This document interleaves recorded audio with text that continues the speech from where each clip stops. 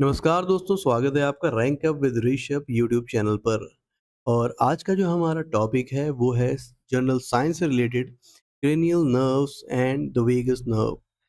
देखिए, vagus nerve को समझने से पहले क्रेनियल नर्व्स को समझना पड़ेगा, और क्रेनियल नर्व्स को समझने से पहले हम लोग को ये समझना पड़ेगा कि क्रेनियल होता क्या है। देखिए, क्रेनियल का मतलब ही होता है, अगर आपको थोड़ा भी एटिमोलॉजी की जानकारी हो, जिसमें बताया जाता है क्रेनियल का मतलब ही होता है स्कल से संबंधित। तो स्कल यानी खोपड़ी से संबंधित, तो वही यहाँ पर भी है। इसका जो क्रेनियल नर्व्स का ओरिजिन है वो ब्रेन या ब्रेन स्टेम है। इनका नंबर होता है 12, और नर्व टाइप होते हैं इसमें 3: sensory, motor and mixed. Vagus nerve की इतनी चर्चा क्यों हो रही है? इसका कारण है क्योंकि ये क्रेनियल नर्व नंबर 10 है, और बहुत ही इम्पोर्टेंट है। इम्पोर्टेंट क्यों? क्योंकि ये वंडरिंग करती है, बहुत घूमती है, ब्रेन स्टेम से निकल कर एब्डोमेन तक लॉन्गेस्ट नर्व है। बहुत, देखिए, वंडरिंग कर रही है तभी तो लॉन्गेस्ट हो गई ना, ज़्यादा घूम रही है। मिक्स्ड टाइप की होती है, और पैरासिम्पैथेटिक डोमिनेंट नर्व है। पैरासिम्पैथेटिक का मतलब क्या है? ये मतलब ऐसा है कि जो आप फ़ील करेंगे, उसके हिसाब से ये अपना काम करती है। फॉर एग्ज़ाम्पल, अगर आप सेफ फ़ील कर रहे हैं, तो ये आपको रेस्ट एंड डाइजेस्ट मोड में लेके जाएगी, आपकी हार्ट बीट स्लो कर देगी, बीपी लो कर देगी, तो आपको हर चीज़ नॉर्मल लगेगा।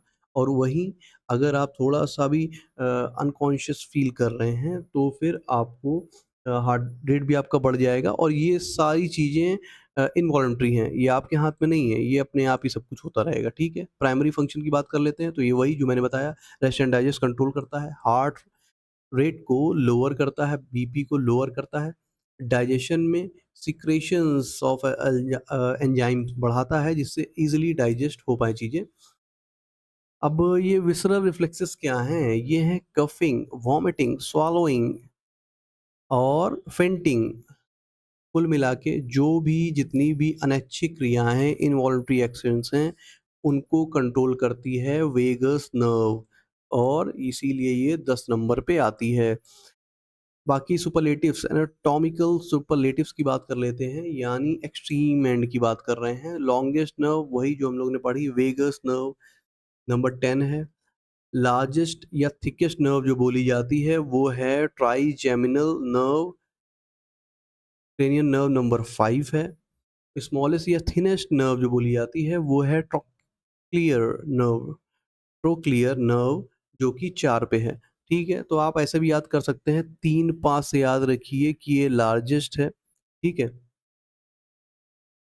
बाकी लॉन्गेस्ट वाली आपको पता ही है, वेगस, जो कि वनडरिंग सबसे ज़्यादा करती है, 10 नंबर पे है। और लार्जेस्ट और स्मॉलेस्ट आस-पास ही हैं, बस ये याद रखिए, ठीक है?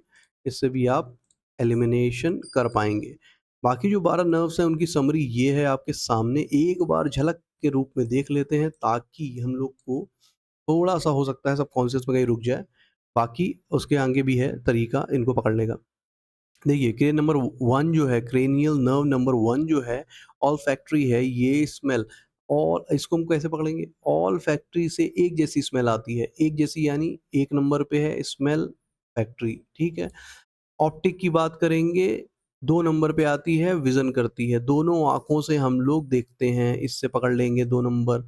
और ये ऑक्यूलोमीटर है, ये आईबॉल का मूवमेंट तय करती है, ठीक है? और ये चौथे नंबर पे अभी हम लोगों ने पढ़ा कि ये जो ट्रोक्लियर है, ये सबसे लुक डाउन इनवर्ड, सबसे स्मॉलेस्ट और थिनेस्ट नर्व यही है। ये जो 5 नंबर पे है, ये है ट्राइजेमिनल, ये फेस सेंसेशन की बात करती है, च्यूइंग में काम आती है, स्ट्रॉन्गेस्ट है, लॉन्गेस्ट है, सॉरी, लॉन्गेस्ट नर्व यही है, या थिकेस्ट है। च्यू करने में क्या थिकनेस का काम आएगा, ओके, तो ये थिकेस्ट नर्व है, ठीक है, हम लोगों ने पढ़ा है। 6 की बात करेंगे, आई एब्डक्शन, 7वां इंपॉर्टेंट है, ये फेशियल एक्सप्रेशन की बात करता है, ठीक है।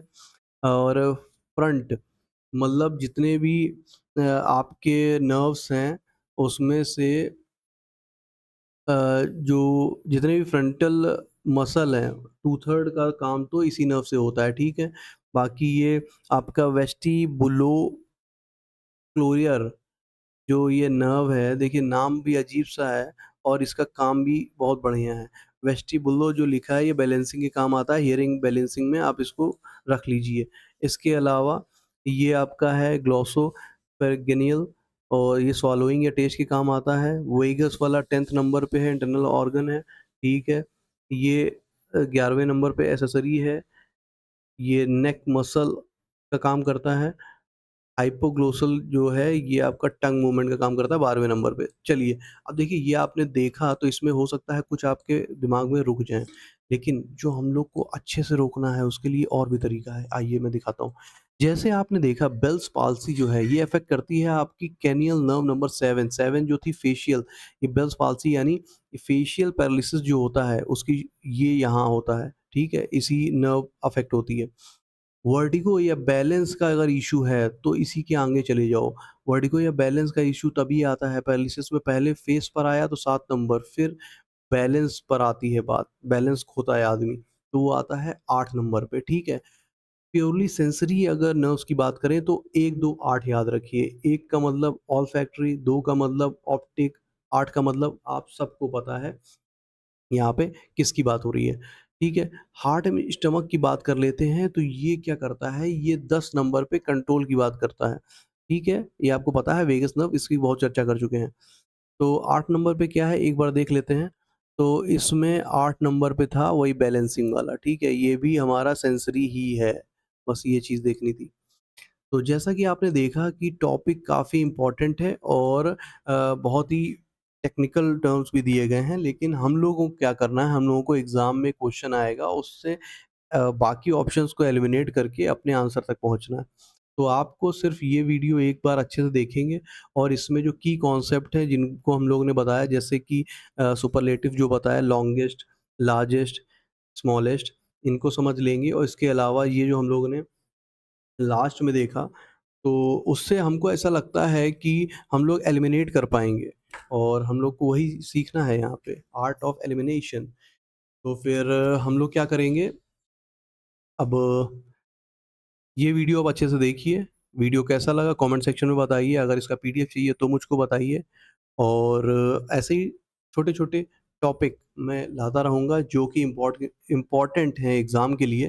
तो आप जुड़े रहिए, वीडियो को लाइक करिए, सब चैनल को सब्सक्राइब करिए। अगर आपको कंटेंट अच्छा लग रहा है तो बाकी मिलते हैं अगले वीडियो में। धन्यवाद।